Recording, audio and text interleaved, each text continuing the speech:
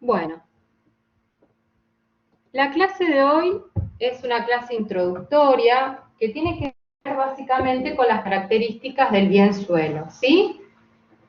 El estudio de los mercados de la tierra, como parte de la investigación urbana en general, es un tema muy importante en América Latina y es un tema, digamos, estructural, ¿sí?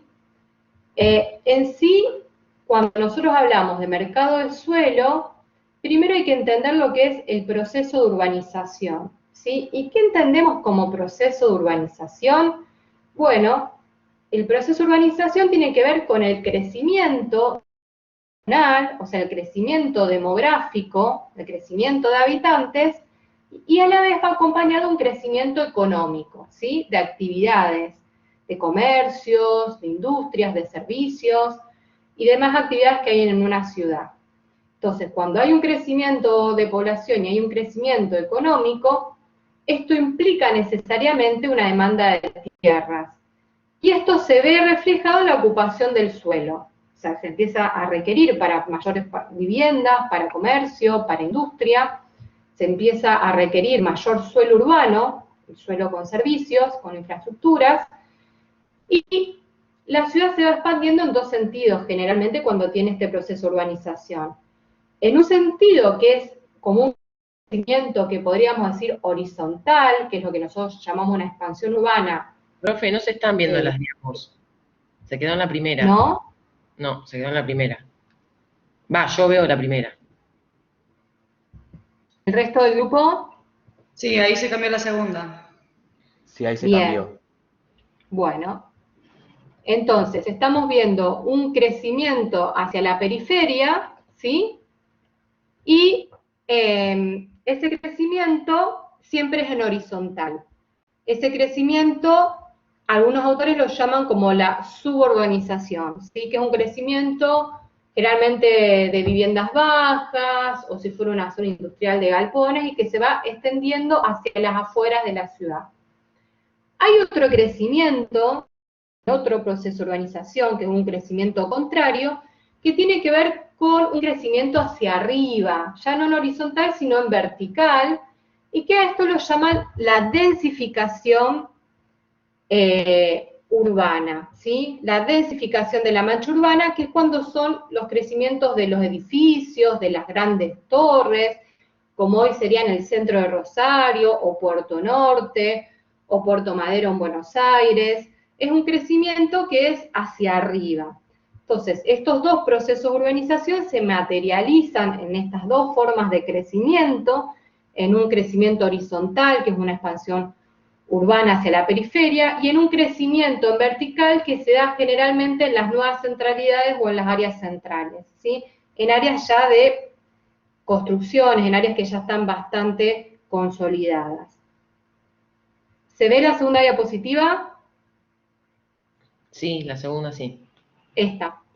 Bueno, el crecimiento espacial se va condicionando, además por las características físicas, o en horizontal, sino que está condicionada. Por ejemplo, está condicionada por hechos geográficos. Por ejemplo, acá el río Paraná, ¿no? El río no te deja que sigan creciendo las construcciones hacia el este, ¿sí? Un lago, una montaña, o sea, cualquier hecho geográfico va a determinar las construcciones. Otras cuestiones que las van a delimitar son el sistema viario y el sistema ferroviario, ¿sí? Una gran avenida, o sea, nadie va a construir sobre la avenida Pellegrini, o sobre una autopista, o sobre una vía de un ferrocarril, que limita a las edificaciones. También los grandes equipamientos urbanos, por ejemplo, los equipamientos urbanos son los edificios de servicio a la comunidad. Por ejemplo, una escuela, un parque, una terminal de ómnibus, un hospital, por ejemplo, la manzana del Centenario, por ejemplo, la manzana del Normal 1, o sea, son espacios que no se pueden construir. Ahí entonces delimitan las construcciones y también las áreas o conjuntos de una alta especificidad morfológica o funcional. ¿Qué quiere decir esto? que puede ser una manzana o un lugar más grande, que tiene una característica muy particular y que generalmente está vinculado también al patrimonio, ¿no? Por ejemplo, un casco histórico, eso seguramente no se va a poder construir. El área de un monumento, lo que nosotros llamamos acá, por ejemplo, el monumento a la bandera, sería muy difícil que eso se demoliera y se construyera, ¿sí? Porque ya tiene una especificidad morfológica que es muy valorada para la ciudad. Entonces, estos 4 elementos que yo señalo acá, que son los hechos geográficos, el sistema viario y ferroviario, los grandes equipamientos y las áreas o conjuntos con una característica particular en cuanto a su morfología o su funcionalidad, van a obstaculizar o favorecer el desarrollo de ciertas áreas y determinan de alguna manera la estructura general de la ciudad, ¿sí? La estructura general en donde de alguna manera se va expandiendo las construcciones, se va expandiendo el tejido, ¿sí? El tejido son las construcciones. Entonces, en el mercado de tierras, es decir, Se quedó fundamental. Se quedó trabada en la segunda diapo. ¿Ahora? Ahora estamos en la 4. Bien. Entonces, el mercado de tierras es un elemento fundamental en el proceso de construcción y configuración de las ciudades, ¿sí? O sea, para que estas ciudades crezcan, se transformen, se configuren, es muy importante entender este mercado de tierras, ¿sí? ¿Por qué? Porque el suelo es donde se apoya, es el soporte, es la base, es la materia prima de cualquier construcción. Es la materia prima de cualquier desarrollo urbano, ¿sí? En este sentido, podemos decir que el mercado es un fenómeno complejo y a la vez es muy dinámico porque cambia permanentemente a la par de que va cambiando la ciudad, ¿sí? ¿Por qué decimos que es así, complejo? Porque intervienen y conjugan diversos factores. Va a haber cuestiones económicas, cuestiones políticas, cuestiones sociales. Hoy hay una gran crisis económica, hoy hay cuestiones, por ejemplo, vinculadas a cuestiones de salud, vinculadas a cuestiones sociales con el tema de la pandemia. Todo eso hace que el mercado de alguna forma se paralice o cambie su dinámica. Entonces, todos estos factores van a, de alguna manera, los factores económicos, políticos y sociales van a influir en el funcionamiento y la evolución del mercado inmobiliario, ¿sí? A esto se le suma el accionar de los diferentes actores que intervienen en estos mercados. Y estos actores, cada uno va a tener sus propios intereses y cada uno va a buscar maximizar sus propios beneficios. Porque cada vez que hay algún desarrollo urbanístico, va a intervenir el Estado con una normativa, va a intervenir el propietario del suelo, va a intervenir la desarrolladora, van a intervenir los vecinos. Entonces, hay un montón de actores que intervienen y que de alguna manera influyen en el desenvolvimiento del mercado de suelo. ¿Se ve la siguiente Filipina? Slide. No, la 4 se ve. Bien, yo porque estoy en el PowerPoint y me quería, digamos, que se visualice mejor, entonces voy directamente al Blackboard, donde se ve más chico para moverlo. Bueno, en este sentido, denme un segundito a ver si así se puede ver mejor.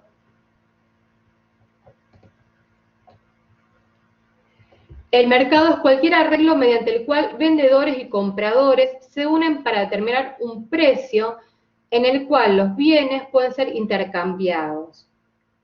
Es decir, siempre que hay un comprador y un vendedor y se pone un precio a un determinado bien, estamos hablando de un mercado, ¿sí? Este mercado puede ser de infinitos bienes, puede ser de mercados de autos, mercados de venta de ropa, de lo que sea. Particularmente cuando estamos hablando del mercado del suelo, este mercado representa un término abstracto que engloba el conjunto de transacciones que se realizan con el. Así lo denomina un autor que es muy importante, que se llama Harvey, ¿sí?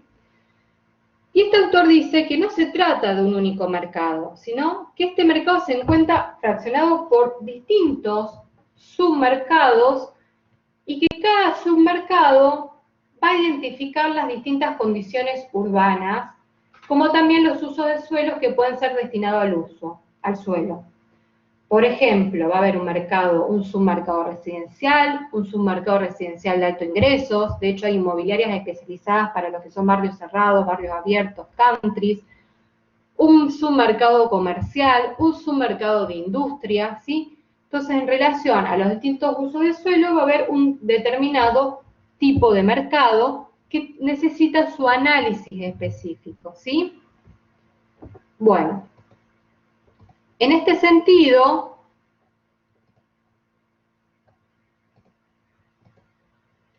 podemos definir al suelo, como lo define la Comisión Económica para América Latina y el Caribe, la CEPAL, más frecuentemente dicho.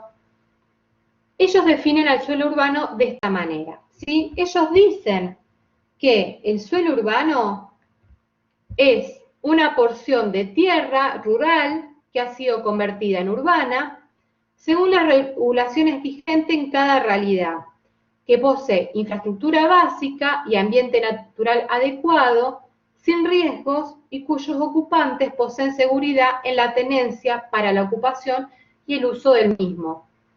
Por ejemplo, por las escrituras u otro tipo de instrumentos jurídicos, según las distintas realidades de la región. ¿Qué nos quiere decir la CEPAL? Que el suelo urbano es todo suelo que anteriormente fue rural, sí, pero ¿de qué se diferencia de lo rural? Que tiene infraestructura, tiene agua, tiene luz, tiene un ambiente adecuado, ¿sí? Sin riesgos. Por ejemplo, a veces vemos que hay construcciones cerca de los arroyos y cuando hay inundaciones estas personas tienen que ser desalojadas. Bueno, son construcciones ilegales, lamentablemente son asentamientos o construcciones en montañas que no están aprobadas por las reglamentaciones locales, ¿sí?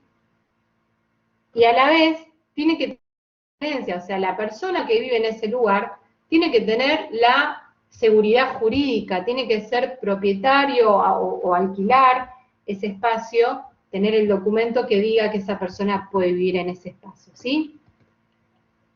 Bueno, en este sentido, cuando ya definimos lo que es el suelo urbano, podemos entenderlo que es una mercancía, ¿sí? Que es algo que se puede vender o comprar, se puede transar en un mercado. Y esto tiene un valor y esto es muy importante porque tiene un valor de uso y un valor de cambio, ¿sí?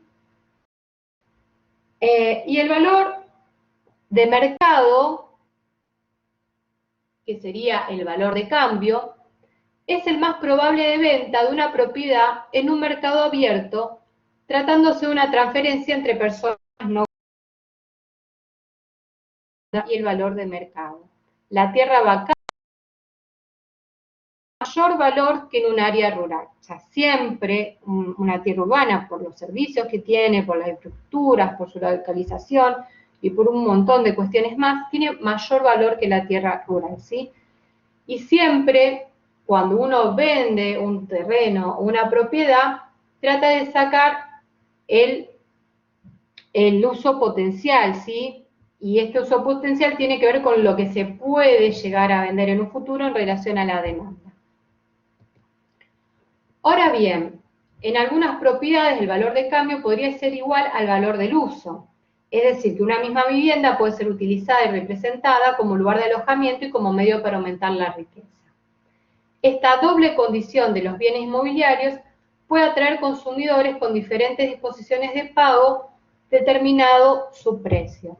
¿Sí? Una vivienda o una propiedad puede ser para usarla o para venderla, y el precio puede llegar a ser el mismo. No es lo más frecuente. Generalmente cuando es un valor de cambio siempre es superior.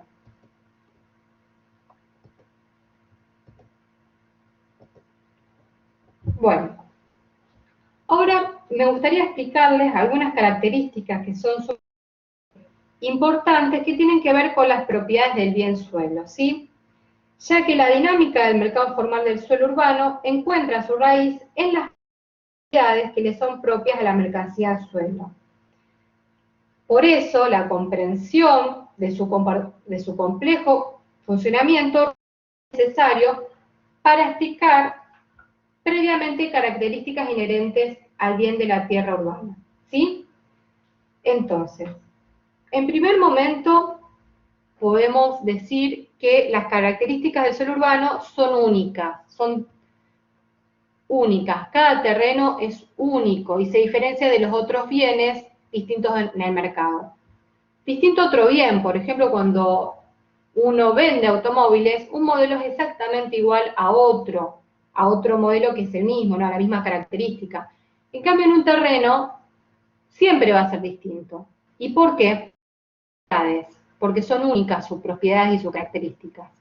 Entonces vamos a ver cuáles son estas características, estas propiedades únicas. En primer momento tenemos la irreproductibilidad.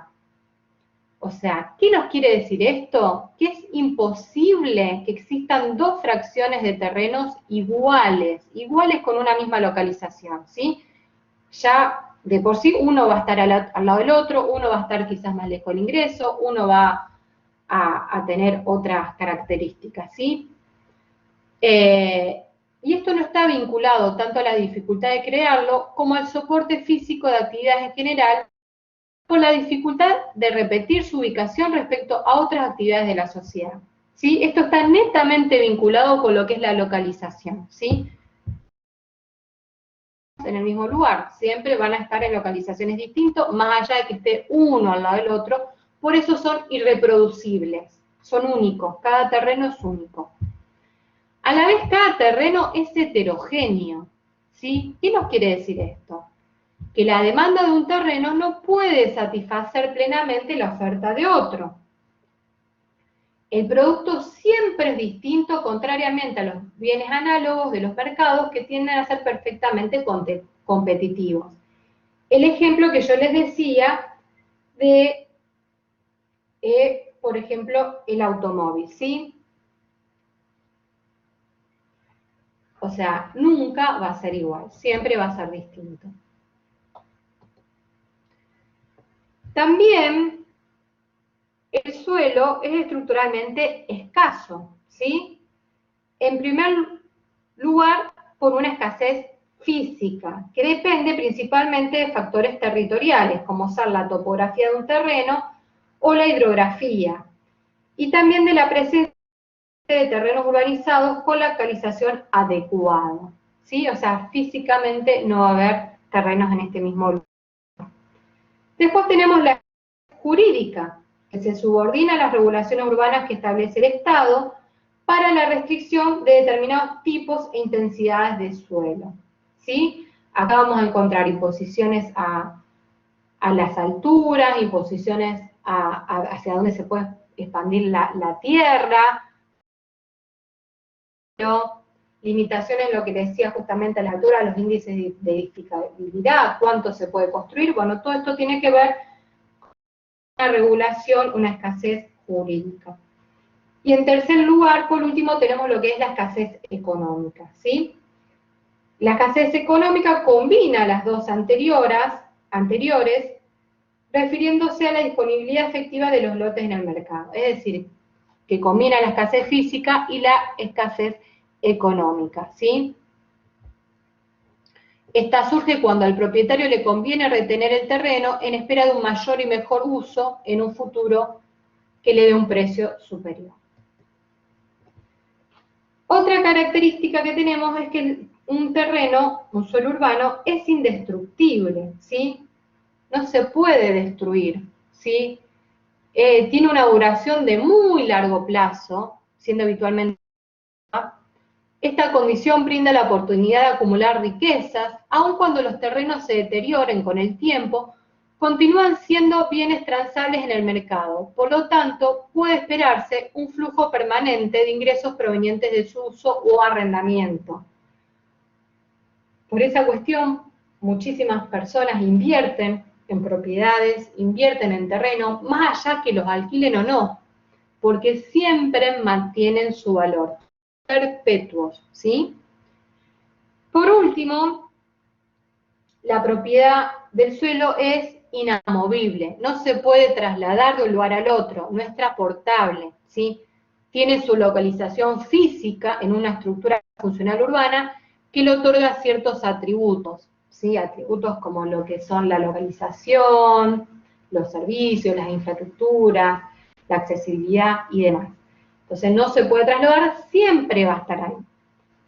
Entonces, en este sentido, interpretamos que el suelo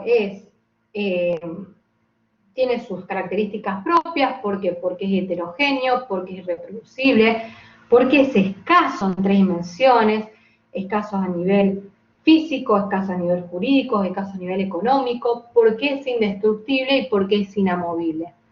Por estas razones decimos que tiene propiedades únicas.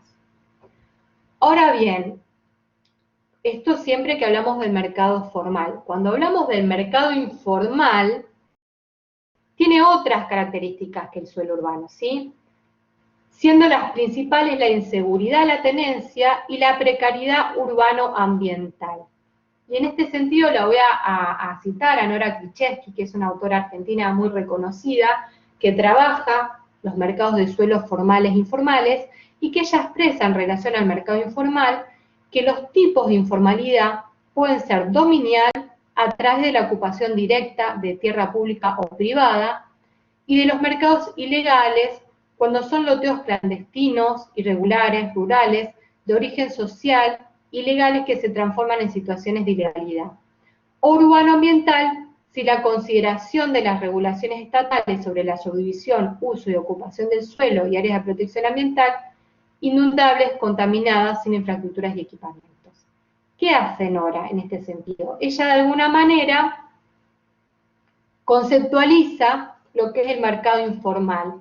¿En qué? En tipos de informalidad, en lo que tiene que ver con el dominio, en lo que tiene que ver con la propiedad, con la legalidad, en cómo se ocupan, si son sobre tierra pública o privada, en si estos también tienen algún mercado ilegal. De hecho hay muchas viviendas en los asentamientos, en las villas que se alquilan, ¿no? Y en relación a la ocupación urbano-ambiental, en cómo están, digamos, ocupados, en qué tipos de suelos son, si son áreas de protección ambiental, en áreas inundables, áreas contaminadas, que no tienen infraestructuras y servicios.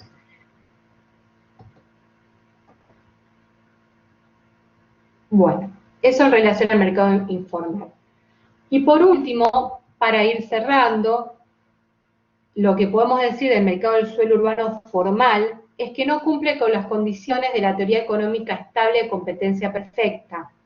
¿Por qué? Porque en una competencia perfecta los bienes son homogéneos, son móviles y son transparentes. Yo daba el ejemplo del mercado de compraventa de automóviles. Sí, son todos iguales los autos, se trasladan y es un mercado transparente que uno sabe los precios, que en todas las concesionarios, en los lugares de ventas les van notificando, digamos, los valores. Pero el mercado urbano no es así. El mercado del suelo urbano es heterogéneo, o sea, por sus propias características es distinto porque es heterogéneo, difícilmente podría operar en condiciones de competencia perfecta. Es un mercado que se define con mayor exactitud como un caso de competencia monopólica y bajo ciertas circunstancias simplemente como un monopolio, cuando hablamos de un mercado, digamos, homogéneo. El mercado de suelo es distinto, es heterogéneo, no es móvil, no es transparente. De hecho, hay muchísimos tipos de especulación que después lo vamos a dar más adelante. Y esto hace que sea sumamente importante analizarlo, estudiarlo, para entender básicamente cuál es su funcionamiento en el mercado de tierras y de inmuebles, y de alguna manera entender la dinámica de crecimiento de las ciudades y poder de esta manera generar mejores desarrollos. Bueno, no sé si alguien quiere hacer alguna pregunta en relación a la clase.